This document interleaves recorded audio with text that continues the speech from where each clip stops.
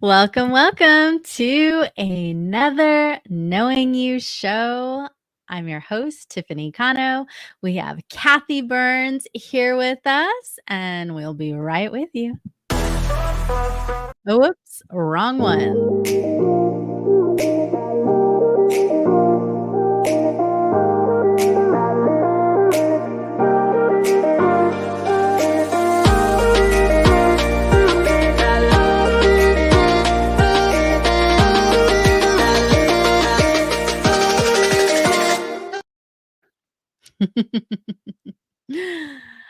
Welcome, Kathi. Thank you for being with us today. I know that you've been a mover and a shaker, professional organizer, personal stylist, best-selling author, consultant. Have also been on the Good Morning America show as a successful woman business owner. Yes. Also published articles in Martha Stewart Living, Better Homes and Gardens, Entrepreneur, and the Oprah Magazine, which is pretty darn impressive if you ask me. So congratulations on all of that. Oh, thank you. Yeah. I know today we're going to start with, what do you suggest on helping us just to at least get focused? Because if there's, physical clutter, not even to mention the emotional, mental clutter that we can have, it can get a little distracting. So, can you please give us some practical tips on how to get focused?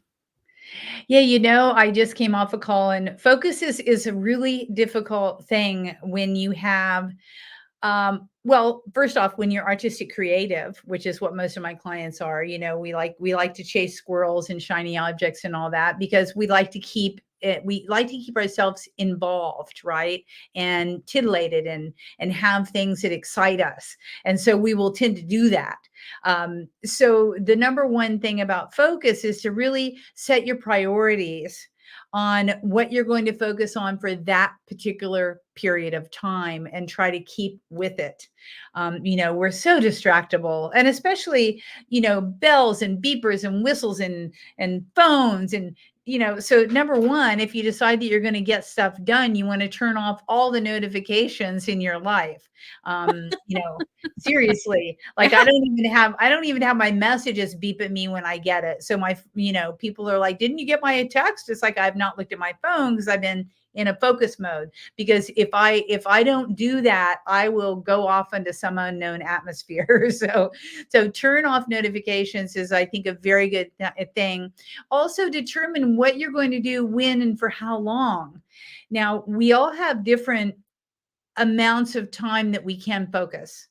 Some people can only focus in 10-minute blocks. Some people can focus in hour blocks. If you have a little bit of ADD, you can, for like me, you can focus in an hour block, easy breezy, because I just go right down the rabbit hole, right? So, there's no one way to do anything, Tiffany, and it's kind of about you and how long you feel you can keep your focus, and then dedicate yourself, set aside the time, know what you're going to do before you go into that time period, and just stick to it until the beeper goes off. A lot of my clients use the hex cube, that have timers on it, 10, 15 minute, 13, 15 minute, 30 minutes, where they can just flip the cube over and it'll ring when it gets to that amount of time. And then they get rewarded for doing that. Like maybe they get to go have a cup of tea. One of my clients loves to go get that cup of tea. I like the idea that you did it in a hex cube versus just a timer on your phone, because just one glance at the phone can take people in a totally different direction. Like, oh no, this important email or text or notification just came through. So yeah, it can inadvertently be that distraction. Yeah, they're sneaky like that. Those little distractions are so sneaky. I know. It's like we need the way the horses are at the racetrack with their blinders on, Don't look at the squirrel. I need blinders desperately. I really do. And so I do everything I can to safeguard my focus. Yeah. So what are the best actions that can like get us moving closer towards our goals? Well, I think it's really important to, uh, I say it this way, you need to know what you have to do, what you want to do, and what you should not be doing. So those are the 3 things right there. It's like, what does Kathi have to do to run her business, right? And those are the must-dos, right? Maybe. Those are the must-dos for sure.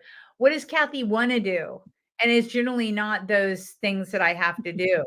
But then I go into what should Kathi not do and delegate? I go back to those must-dos and figure out, what do I hate? What you hate, delegate.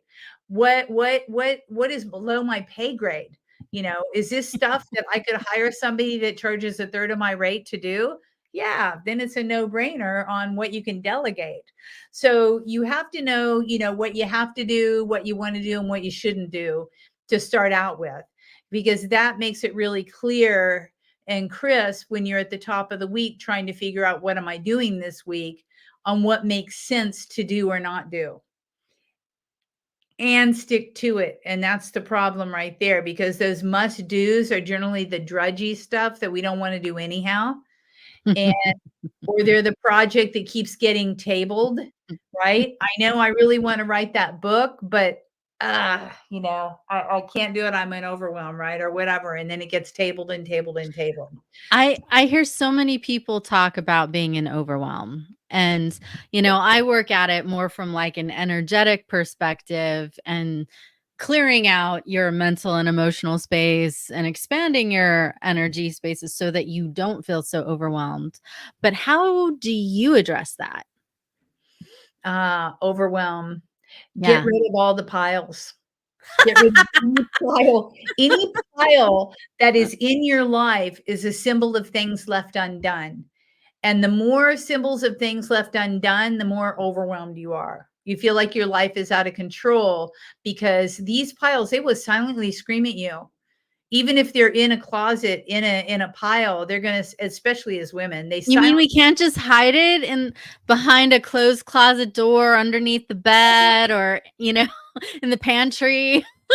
We can, but it doesn't work, especially as women. It does not work for us.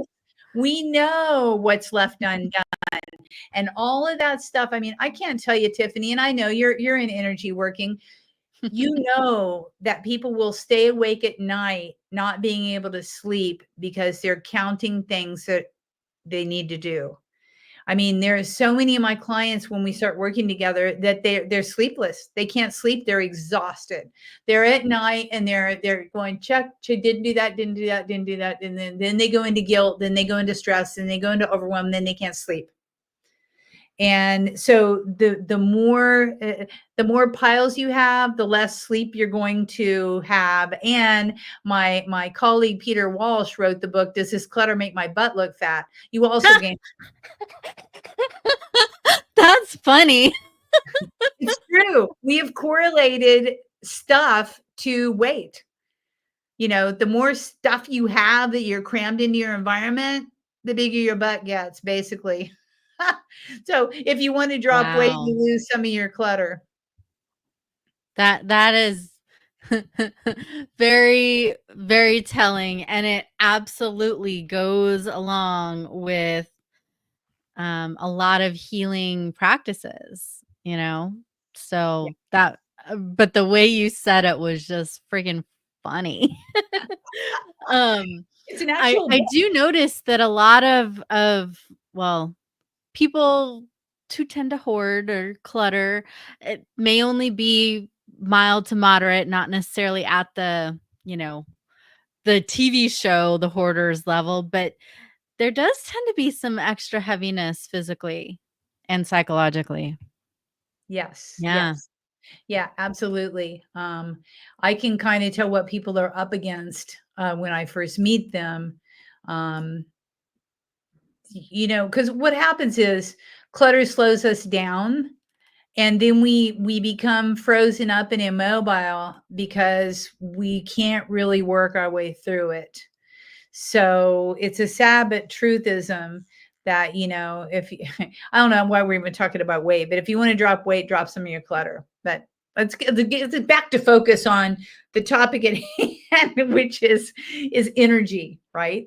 And here's the thing, and you'll love this. I think that every single thing in your life, Tiffany, requires energy. Mhm. So it takes energy to, let's just talk about a sweater, right?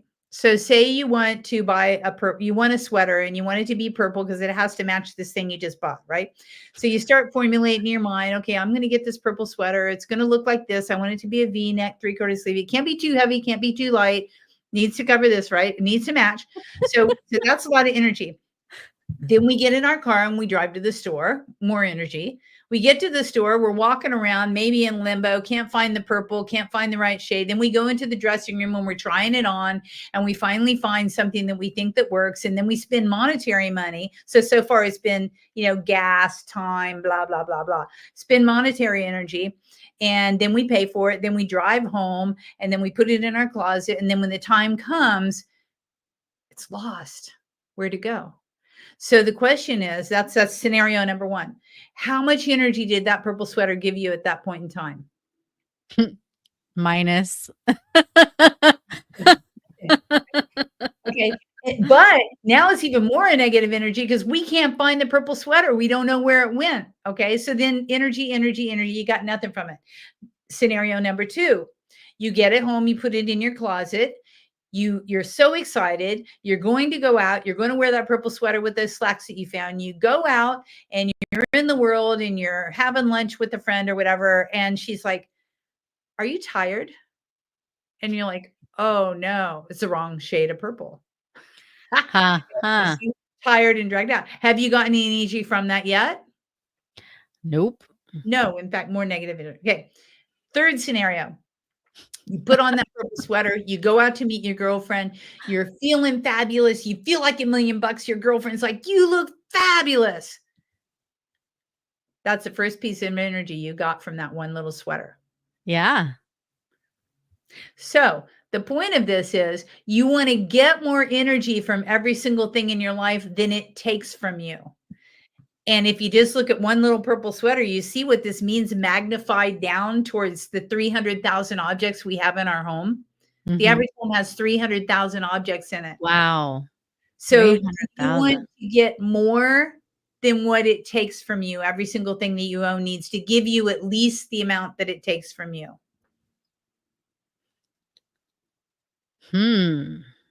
Okay, so the, like, energy healer in me says, "Okay, so that means I need to, like, go around and, like, scan the energy of all these objects and see, you know, big energy, little energy, big, little, right? If it has little to no energy, it means I'm supposed to toss it."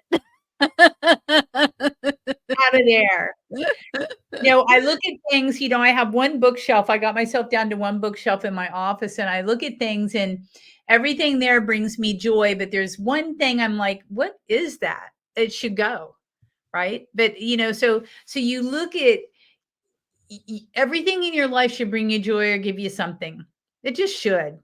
I mean, if it doesn't, why is it there? Why is it part of your atmosphere? And Mhm. I think this comes back to distractions. Okay, back to the top of what we were talking about. How do you keep focus? You keep focus Yeah, on things that are done and completed in your life that bring you joy, that make you feel good. And okay. a pile does not. So let me ask you this. I've heard different techniques where it's like, okay, you set an alarm for 10 minutes, half an hour, and then you just start cleaning or organizing something. And I've also heard about another technique where it's like you just pick one drawer or one, pile, and it's like do it until it's done. What what do you suggest, especially if people are in that state of overwhelmed, there's too much to do, not enough energy, time, blah blah blah. How do you even start? Yeah, That's always the question. Where do I start? How do I start? I like the category idea. And what I always say is start where you can make a win. Start with a small, easily confined, contained quantity of something. And for that, most people, it's your sock drawer. So start with your, if you're completely overwhelmed and you have zero idea where to start with your sock drawer. Okay. So generally, why I like that is generally it's a drawer or two, right? And generally, we don't have any emotional setbacks to our socks. I've had two clients over 20 years who have sock challenges. But otherwise, start with your socks. So go through your socks, make the pairs, get rid of all the crap that you haven't worn that are stretched out, that have holes and all that kind of stuff. And then decide for yourself, how many socks does one girl need? Well, I think I want one drawer. This is going to be my sock drawer. So if you're looking at a drawer and it doesn't fit, or you're looking at a drawer and you can't get it shut, or you're looking at a drawer that turned into two drawers, then you've got yourself an goal, right? So it's always create a contained, confined amount of space for each collection. And it's an agreement with yourself. Okay. I happen to have two sock baskets, one for colors, one for whites. It works for me. Okay. But I'm not going to have any more than two sock baskets. And then they're small. So get rid of all the things that don't match, that are wrinkled, that have holes and blah, blah, blah. And that will be the place where you're going to have your first win. And once you have a win and that whole sock drawer is organized and looking great, then you can move on to harder tasks. But start where you can make a win, and don't make it your junk drawer, because that's like the worst thing possible to start. Don't start there. There's too much randomness in that. So sock drawers, underwear drawers, things like that, places where you can get a win. But the most important thing is choose how much is enough for you, right? So is one drawer going to be it? If that's it, then you know how to make cuts to make it fit. Does that make sense? Yeah. Then you have a win. Then you can move on to your t-shirt drawer. Okay, and figure out how many t-shirts does one girl need? And then come down to that. So it starts with, where are you going to start? What category? How much is enough for you and how much is too much for you? And then having a container, it has to be containerized, because you have to have a litmus to know how much that is. And that's all about you, right? On what that container, what that holding unit is going to be for you. And then you just purge until you get into that space. Let the rest go. And please donate it. Don't throw it in the landfill, because even Goodwill and Salvation Army takes old socks that are mismatched, because Really? they sell it for fabric. Yeah, they make money on it. So, Great. and Okay. Well, I know you've got a ton of goodies that you and tips that you could share, and do teach workshops on this. And I wish it would have worked out for me to come to the one you just had last week. So tell us about your free gift, just so people can at least get some more exposure to you and start picking up some tips and tricks meanwhile.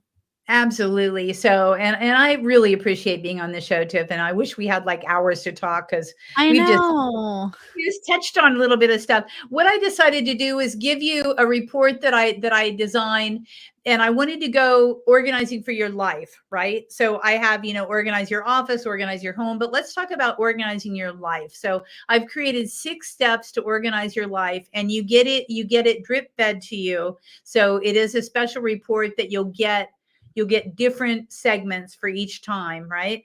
And so download that, and then you'll get a follow-up series where I'm kind of talking about it and saying what it is. So it's called 6 Steps to Organize and Optimize Your Energetic Life, right? So download that, and that's going to start you on the path to even thinking, like, if you feel like you're in overwhelm, or you feel like you just don't know where to start, how did I get here? And what steps can I do to move forward in an easy step-by-step way? And that's what this report is. That's what I've designed it to do for you. Nice. Thank you. Yeah. Yeah, I appreciate that. Do you have any upcoming workshops you want to plant a seed about? Well, I have the Get It Gone formula, which actually starts tomorrow. That's a 6-week class. It gets people to organize their papers. So, um, I'm a Ah, generalist. So papers. yeah, papers. I know, I've had to look at a paper pile and be like, "I am bigger than you." Ah, You know, because otherwise it just, I didn't I could feel myself feeling so, like, small and overwhelmed by this stupid freaking paper pile, and it's the meaning I gave it, it's just freaking papers. no one tells us what to do with our paper, and that's the only reason why I have this workshop. It's called the Get It Gone formula, because when you know what papers you need, 80% fly out the door and they're gone. So you can go to getitgoneformula.com and hear more about that. It does start tomorrow. And but people can jump in a few days after the fact, but they can check that out. If you have paper pile issues, you might want to check it out. Nice. All right. Thank you so much, Kathi. Have a wonderful, beautiful day. Appreciate all the insights. You guys grab her gift and see how you can start organizing, re-energizing, refocusing your life, your home, your office in a way that's going to help you to thrive. Thank you, Tiffany. You're welcome. Bye for now.